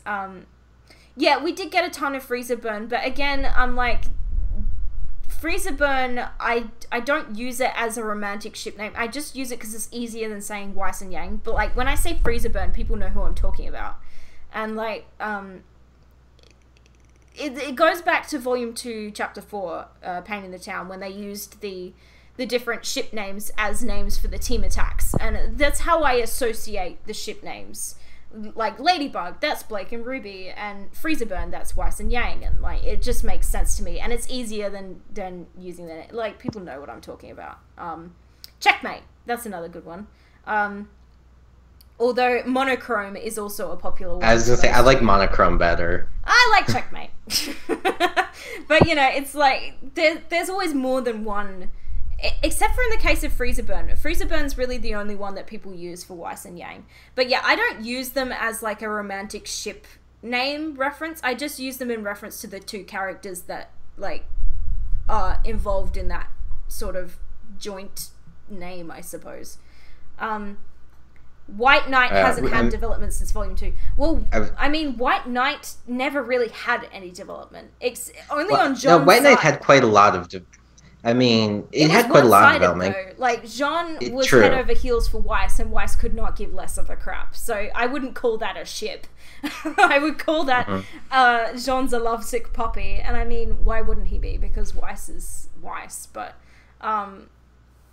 yeah, I still don't think We should stop talking about ships. We should stop talking about ships.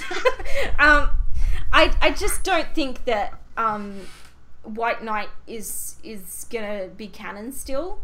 But I feel like when Weiss gets back up, Jean definitely deserves a peck on the cheek for saving your life, bitch. Like, at least. Give him a kiss. He deserves it.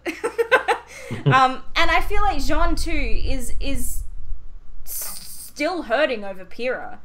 And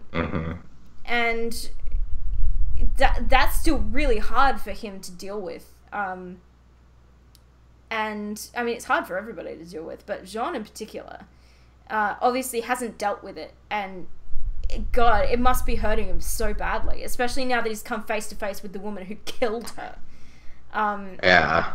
And like the last time he saw her, and she's just like, yeah, the last time he saw her too, you know, she kissed him and then pushed him in a locker and was like, "Bye, Felicia. I'm gonna go die now." That has gotta hurt, man. If Weiss kissed him, say goodbye to one of them. No, I mean just like a, you know, a little thank you, sort of peck on the cheek kind of thing. Like, thank you for saving my life, bitch. Here you go, kind of thing. And I feel like I found it interesting in chapter 7 when the 6 of them were sat around the table that they had Weiss sat next to Jean, and now I kind of know why they did that, because it was kind of foreshadowing to this event in a very, very subtle way.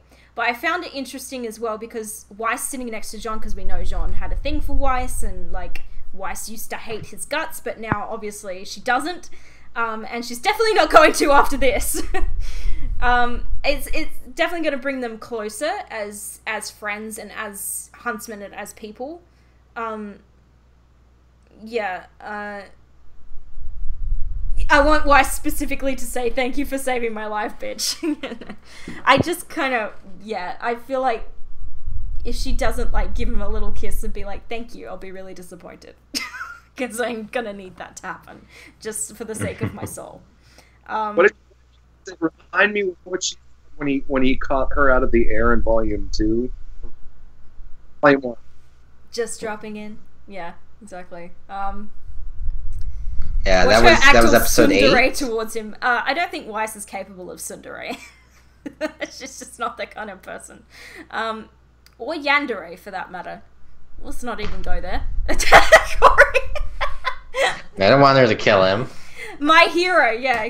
Oh, that would be so cute if she called him my hero. Oh. Oh my god. I would actually die if they did that. I would too. My back. My back. No, that's Eclipse's thing. Get out of here. Who is Eclipse again? Somebody remind me. Silence. I don't remember who the Eclipse ship is for. I don't either. I thought that Eclipse it's also another. That's got to be Blake and Sun. That's got to be Black Sun then. Oh yeah. Because remember, my hero. Eclipse is a kind of a newish thing. It's always been called Black Sun, but people have started calling it Eclipse. I think I like Eclipse better, but I'm just so used to Black Sun now that I'm just like, you know. Yeah, so we should stop talking about ships anyway. So. Yeah, get away from ships. We should wrap this up because we've been streaming. Oh, there's a whole lot. We haven't even talked about the whole RWBY. Oh shit! Yeah, we skipped right over all of that stuff. So, yeah, RWBY, when she gets up and realizes Weiss has been injured, she runs over and you know, Ren's like, I think she's going to be okay. She seems to be stabilizing. I got really worried at that moment that something was about to go wrong. Did you get worried? Because I was like, Ren, don't say that. You're going to jinx it. My hero, my kidney. Crow got punched into next week by Hazel. Holy hell, that looked like it hurt. Okay, RWBY, everybody's got a problem with you here. Because she grabs John's hands and moves them. And then says, whatever you're doing, don't stop. I'm like, why'd you just move his hands? You could have just interrupted this extremely delicate process here. Yeah. Honestly, I don't understand the choice. It felt like it was more for the audience, though, to be like, look, the wound is closed. But then the audience is like, don't move his hands! What are you doing? Or I think the other thing potentially was to show that, like, because then after that he doesn't return his hands to the spot he was using, he just holds them over her. So it shows that he doesn't have to be touching a person to do it. Yeah, exactly. Yeah, might have been the other point. Yeah, so and then she's like, they're finally starting to coordinate, because they did get taken quite by surprise by all of this, and now they're like, okay, it's gone to shit, we need to fix it. And Yang's having a hard time with Mercury and Emerald, of course, but stupid illusions. I loved Ruby's little spin attack onto Emerald, and then her pose, which is a callback to the pose at the very end of the Red trailer. I got so excited when I saw that pose, and it's the thumbnail for this week as well because I love it so much. But I was just like, oh my gosh, yes, RWBY. And then her line when Yang says, "Are you okay?" She goes, "No, I'm angry." I'm angry. I'm angry. And I was like, yes, RWBY, be angry for God's sake. They almost killed your teammate. Be fucking angry. If they ever made one of those little keychain things that has a little device with buttons that say quotes that a character does, I think that one would be on there, as well as "Get away from her." Yeah. Oh yeah. I would just like to point out real quick, I loved the callback to Team Ranger. She's like, "Make it happen, Ranger." Yeah. That was special to me. It was special, yeah. I agree. So, Beck, I want to know if you noticed this. So when RWBY glances over and sees that Yang is fighting with Emerald and Mercury, you see Yang get hit by Mercury, and then she kind of reels for a second and then goes in for the punch, but it's an illusion. Yeah, so I did notice that. Is Emerald able to make her illusions, like, actually hurt people? Or did she just, like, basically after the punch connected, she replaced him with an illusion while he just was able to, like, sneak away? I think it's because we saw she was able to hide people. I think it's before. the latter, yeah. Because we know that she can't really pull those illusions on more than one person's mind without it kind of, giving her a headache at the very least. But, yeah, I think it is the latter. One second. I just want to point out that if you listen to the music in the background, and I'm not trying to hype anything up or anything like that, but the melody goes, "Ow." And do you recognize that melody at all? I feel like I should. It's the chorus to "I'm the One." All right, never. Oh, I guess it was too yes, subtle. it is. You're right. Yeah. Gosh, you're so subtle with those motive salads. Half the time, I don't even pick them up. My favorite Volume 3 song too. Yeah, no, gosh, I'm gonna have to go back and listen to that now, and I'll probably hear it this time. But what was that? Jeff and I try to do. Jeff and I try to do this from time to time to sort of subtly put this in there. So I thought it was obvious, but I guess it was. I did notice in the score for this chapter in particular, that there was little bits of motifs thrown in. Like there was a little bit of I'm not sure if it was Mirror Mirror, but there was definitely, I think it was Mirror Mirror while Weiss was being killed by Jean, and I noticed there was a tiny bit of Crow's theme when he was beating the crap out of Leo, and like obviously Ozpin's theme, I'm gonna call it, was in there as well, and it's kind of become less Ozpin, more a combination of Ozpin and then what I call Oscar's theme, which is the music we've been hearing since we first met Oscar. That sort of motif there. Yeah, I definitely. But sometimes you're just so subtle with them damn motifs that I don't even hear them. Like, I did not hear that "I'm the One" at all, but I'm going to have to go back and listen to it again now. And it's usually, like, during the episodes, too, sometimes it's a little hard to hear. Sometimes the sound over the top, but... I also will say that sometimes it's just... it's really quick, so... It's, fast. Like, I didn't notice the Crow theme until my third time watching the episode. I was like, oh shit, that's Crow's theme. I didn't even hear that the first two times. But it's usually when I listen to when I listen to the full soundtracks, like I sit there when I get the soundtrack and I listen to the entire score, and that's usually when I hear most of the motifs because there's no sound over the top of it and I'm not focusing on the episode. So you should be focused. Oh, Piskian wants to know, is as there a whole, I'm just I would. Yeah, Piskian wants to know, is there a separate motif for Ilya? I mean, isn't it basically the little bits of smile we keep hearing? Yeah. there have been references to Smile a Yeah, lot. definitely And, heard those. Yeah. There was the Blake trailer, colloquially known as the Ilya trailer. The opening melody has this like nice cello that Jeff did, and I did try to incorporate that melody. We both did. I'm not just saying me. You guys know it's team. Yeah. You know that he's.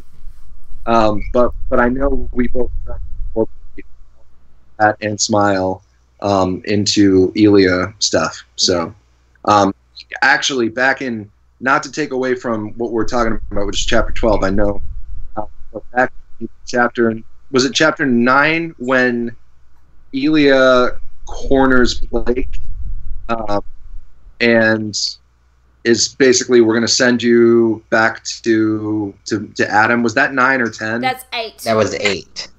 Oh, that was 8. Wow, Yeah, sorry. it was 8. Yeah, I know.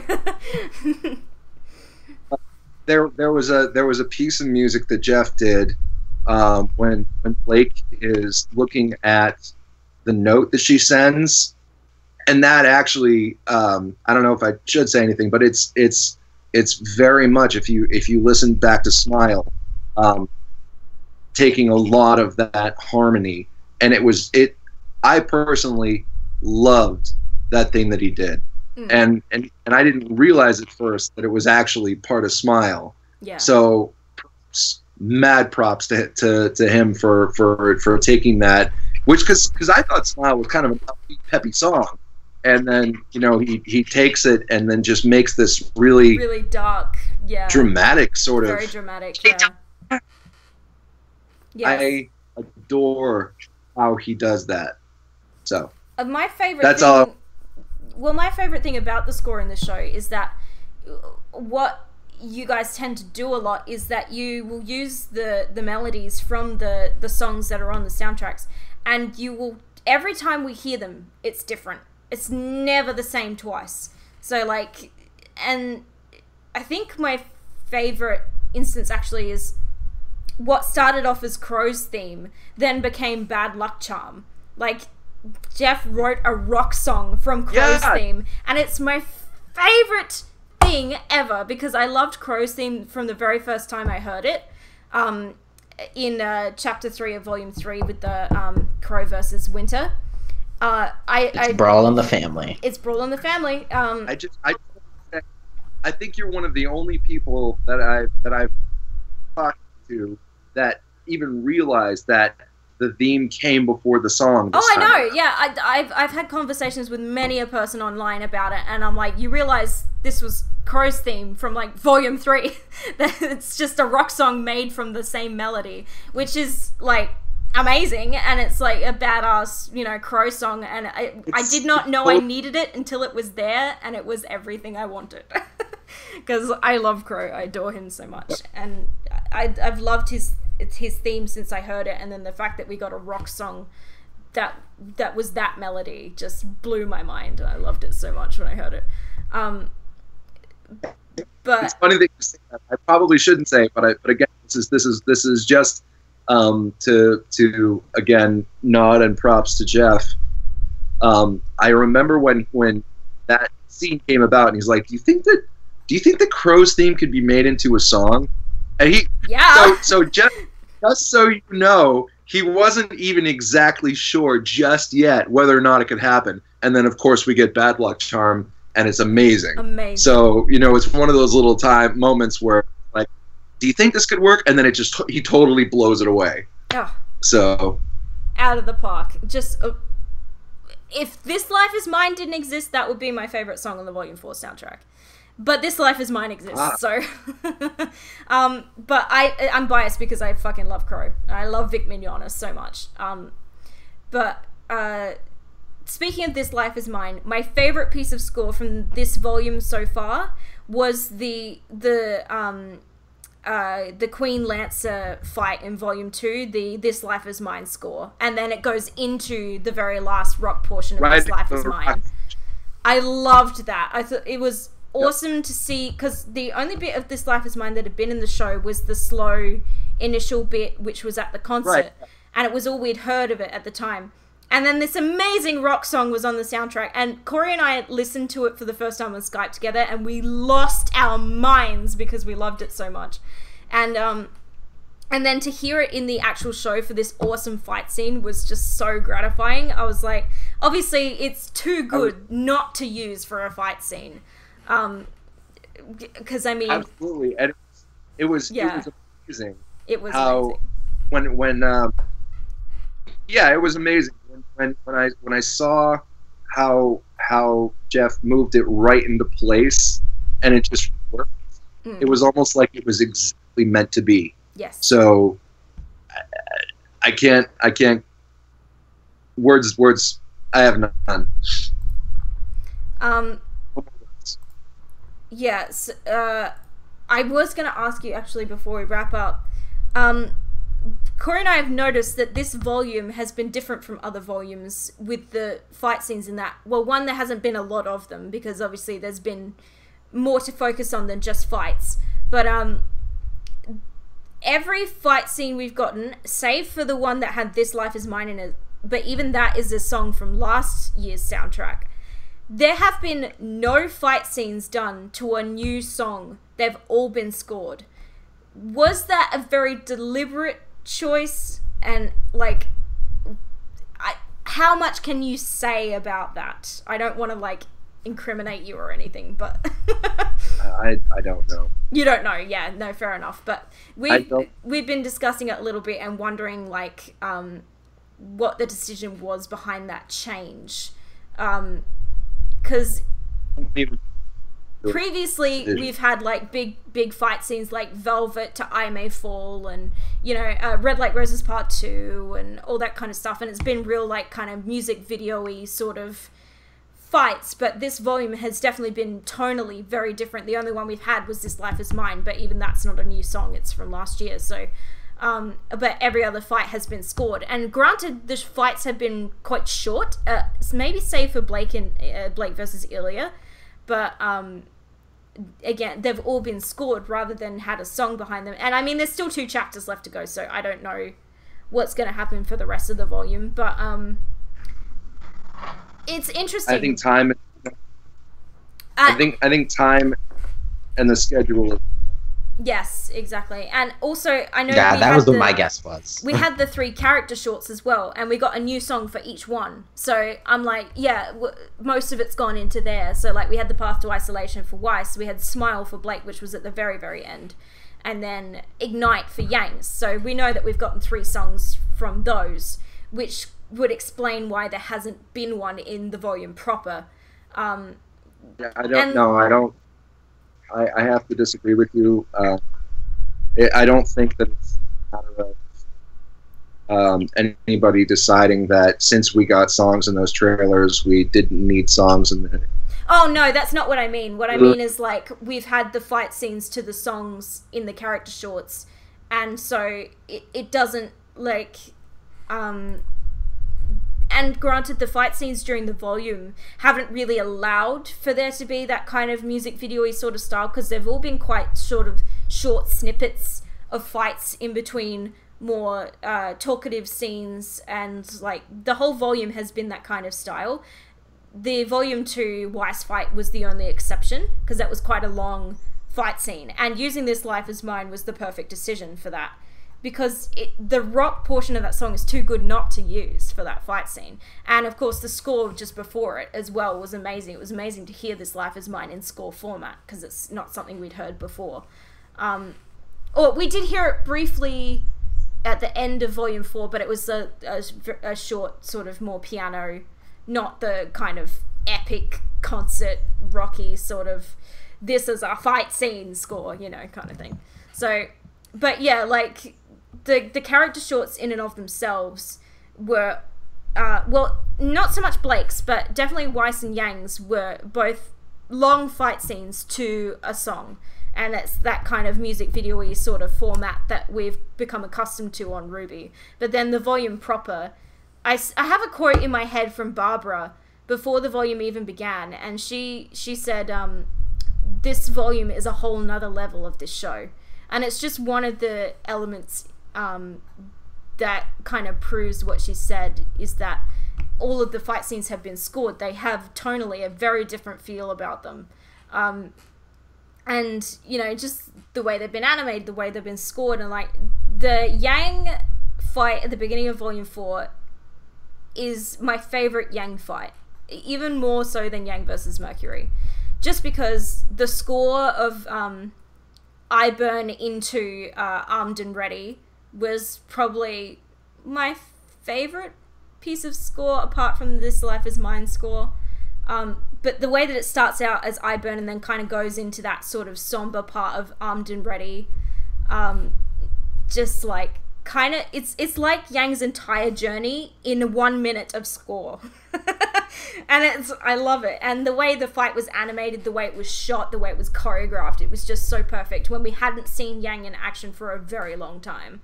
So yeah, I loved it. And I don't think there's anything wrong with the way that the fight scenes have been done this volume. I think it's appropriate, definitely.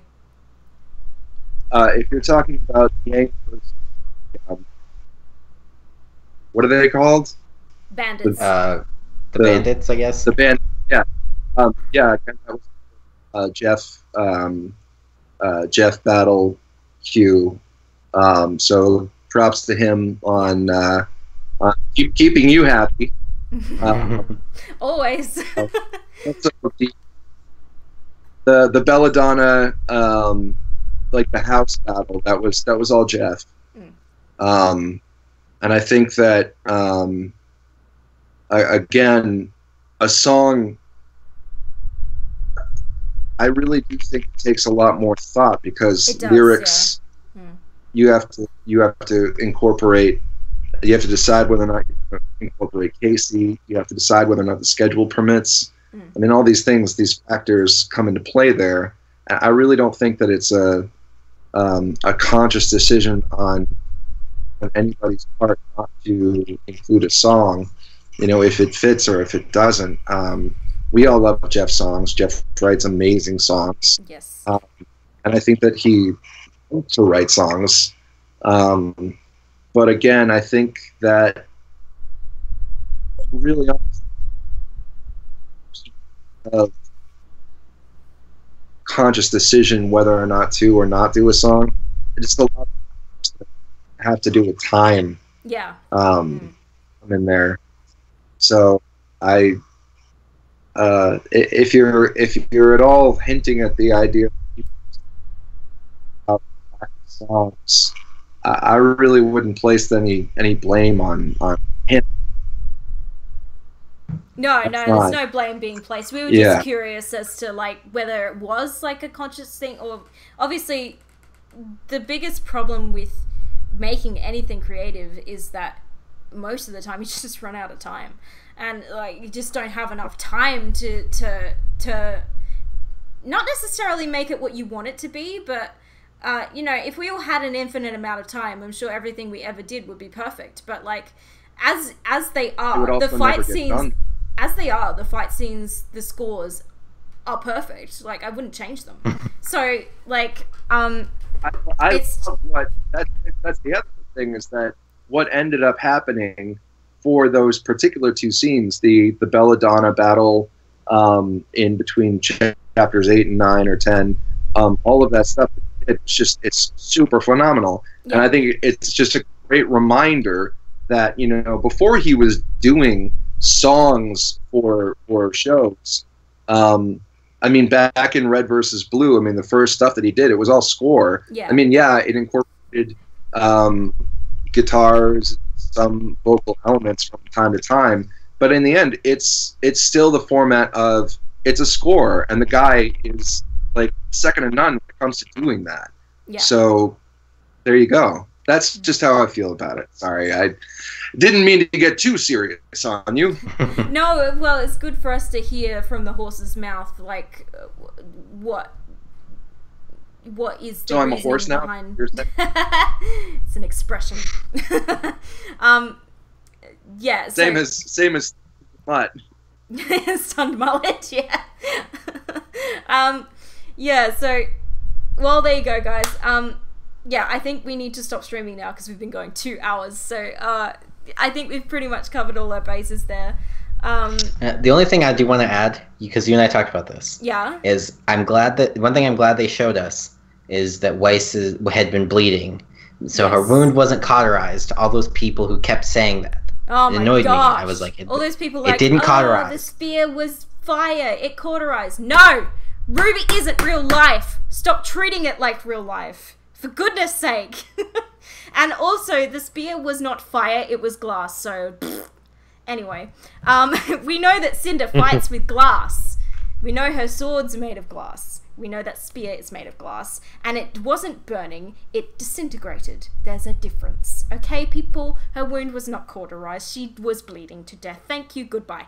I'm just so sick of reading those comments. I'm so sick of seeing them everywhere. People are dumb. Thank you, RWBY Sakurai. Yeah, anyway, we love you guys. Don't hate us, but... Alex, thank you so much for joining us for the podcast for another volume. Hey, no problem. Thank you. We will see you back for volume 6, I'm sure. Oh my god, what a scary thought. Volume 6! Don't say 6! I know.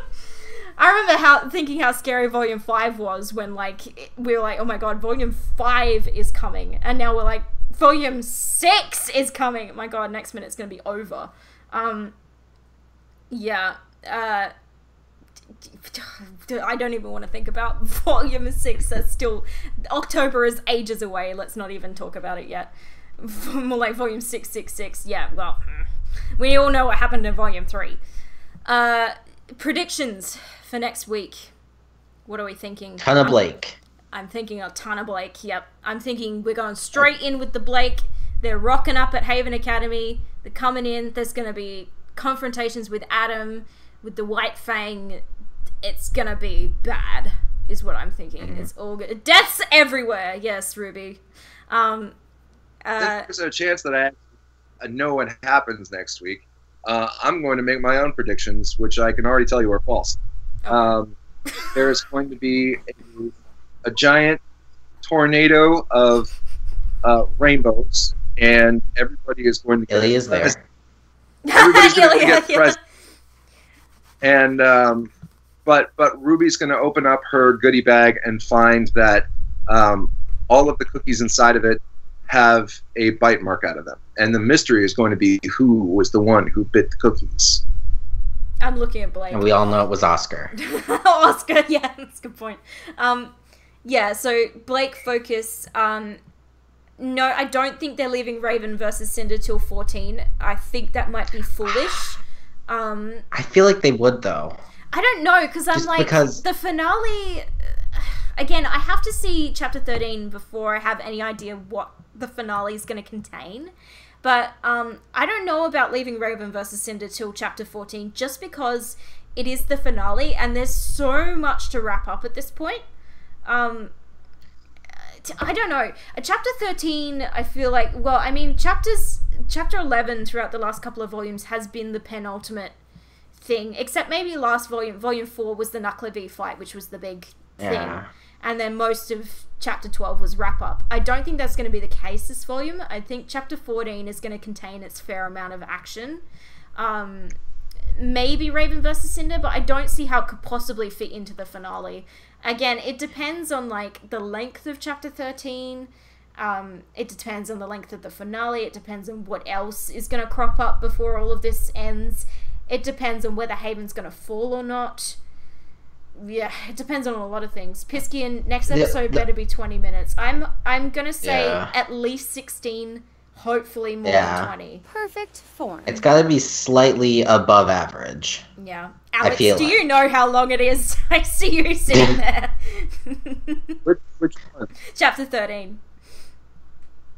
Yeah, I know. Okay, yeah, no, he's not allowed to say anything, though, so don't ask him. I don't know. You and I were speculating that it's, you know, this volume's got to be, in total, almost 4 hours long. Almost 4 hours, we think, is going to happen. So that gives us, like, you know, that gives us, like, 40-ish minutes to work with. we were 45 minutes yeah, to work we were with for the saying last something two. that blew our minds in that chapters 1 through 7, which is the first half of this volume, was the same length as the entirety of volume 1. An hour and 56 minutes. And like when I saw that, I was like, oh my goodness, how did we wait a week at a time for 3-minute episodes during volume 1? Because that was the thing that we did. Hi, X Mario 888 from Romania. Good lord, what time is it over there? And thank you for the follow. Yeah, so I'm gonna say at least 16 minutes, and hopefully more than 20. But I don't know about that. Yeah. I'm feeling the finale is going to be as close to 30 minutes as humanly possible. I'm at least hoping, because I know there's going to be 5 minutes of credits in there as well. So, yeah. The only reason I think that we're not getting the maiden fight next episode is because I feel like the way that they're going to end this season is with Team RWBY descending down into the vault and dealing with the maidens. You think they're going to end it on a cliffhanger like that? No, I don't think they're ending the volume, but I feel like that's how it's like they're going to be. That's going to be like the event of the last episode. Yeah. Okay. Yeah. And I feel like the only way they could do that is they have to get Blake to them first of all. Yes. And Blake, that's why there has to be so much Blake, because Blake has to get into the building with them for some reason, and then they have to go down there and deal with that and blah blah blah. I have a sneaking suspicion that chapter 13, well, it's probably going to be a lot of Blake, but I have a sneaking suspicion that, akin to all the freaking cliffhangers we've had this volume, I have a suspicion chapter 13 is going to end with Blake barging in and Weiss, Yang, and RWBY seeing her, and that's going to be it. And that's how they're going to end chapter 13, maybe. That would be a great way for them to end chapter 13. And it fits perfectly with your prediction of 13 being the full team reunion. Well, I mean, I don't think we'll see the reunion in chapter 13 now, because there's too much else to do. That's true. I think it won't be until the finale that we'll actually see them interact. And also, like, Weiss has to be okay first. She's still not okay. Yeah, that's true. So there's that to deal with in chapter 13 as well. I know. I guess just the events that I think that are happening in the next episode are a ton of Blake and then the resolution of everything happening upstairs. Yeah, exactly. And then we'll get to the vault stuff in the finale, perhaps. It would call back as well to Volume 3, because the finale began with Cinder and Ozpin fighting in the vault at Beacon. So it would be a nice callback if they left the maiden showdown in the vault until the beginning of the finale. Yeah. No, we'll see. I don't like to make a lot of predictions this late in the game, because I know that this is at the point now where they can still turn everything on its head, because there's still time to do that. Weiss. Ding! Yeah, so anyway, we'll wrap this up now. We've talked enough. Yeah. We knew this was going to be a long one, though. Oh, yeah. Okay, thank you so much, Alex, again, for being here. Thank you, everybody, for watching. Remember to check out the Icebreaker. There is one this week. Sorry about the technical difficulties and the lack of Icebreakers recently, but there is one this week. Cory, are you okay? Somebody just dropped something in the kitchen. Okay. And, yeah, that will be... Oh, the other thing before we end is you have a special video coming out after this. Yes, I do, and it is coming out in 9 minutes, so be prepared. And it's really good. It's really good, you guys. Larissa from Nerds of Oz and I have been working on an AMV collaboratively together for the last couple of weeks or so, and it's coming out in 9 minutes. So be prepared, because it's amazing. We love it. We're so happy with how it turned out, and we hope you like it. So be watching my YouTube channel for that. And check out the Icebreaker. And I need to mention as well that I found that Twitch has an exclusivity deal, because I'm a Twitch affiliate.